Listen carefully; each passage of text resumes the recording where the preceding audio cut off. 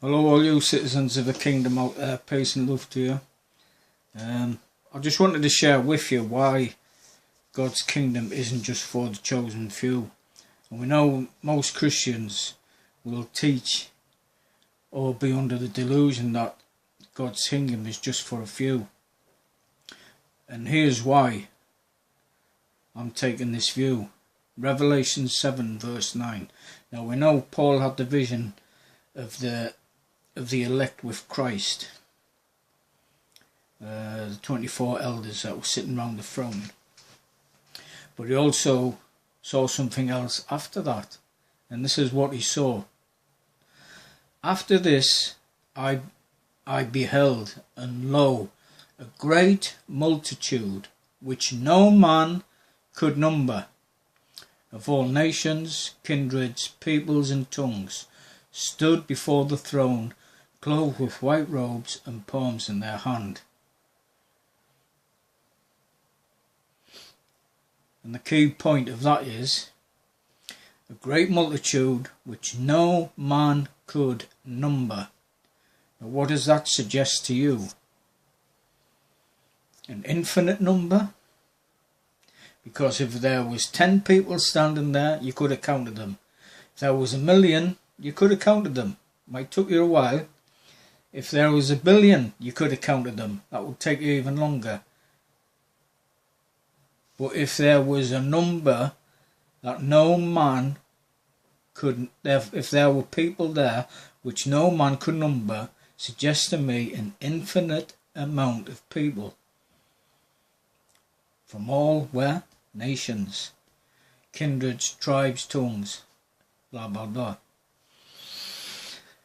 So I'm of the opinion that all people will be saved, and all people are saved. The only difference is that those who have come to Christ now in this flesh acknowledge him as their saviour. But at the point of death, all will be reconciled back to God. And for me, that's as plain as day.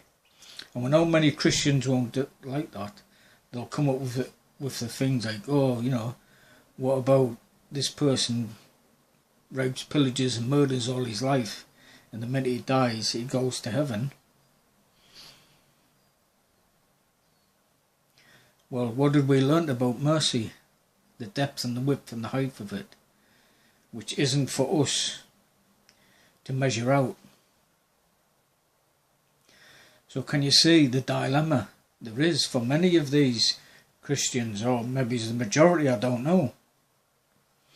But the true sons and daughters who are walking on the earth right now recognise and understand the fulfilment of all things and walk in the spirit of God's love under his grace and mercy. And so too, that grace and mercy has to be extended to the Gentiles, or those that weren't of Israel. And it's never ending, because God's kingdom is never ending. If he destroys the world, how can you have a kingdom? So can you see? Let's read it again one more time. I looked, and behold, a great multitude of people, a mass of people, which no man could number. Nobody. Now, as I've just said to you, if it's 1,000,000, 1,000,000,000, 100 billion, you could count them. But no, he's suggesting that number of people is unending. Your opinions, please.